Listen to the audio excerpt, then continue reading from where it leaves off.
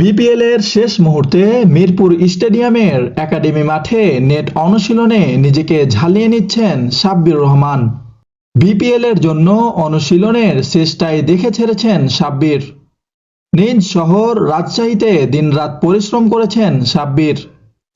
তাই তো শেষ মুহূর্তে একজন থ্রোয়ার নিয়ে হালকা করে নিজেকে ঝালিয়ে নিচ্ছেন। আগামীকাল রংপুর রাইডার্স এর বিপক্ষে প্রথম ম্যাচে মুখোমুখি হবে সাব্বিরের ঢাকা ক্যাপিটালস। আগামীকাল মিরপুর মাঠে লক্ষ লক্ষ ক্রিকেট ভক্ত সাব্বিরের ব্যাটের দিকে তাকিয়ে থাকবে।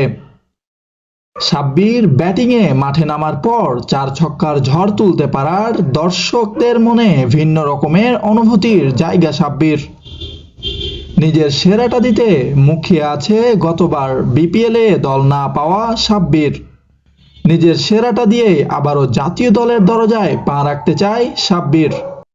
Abdur Rahman, P sports.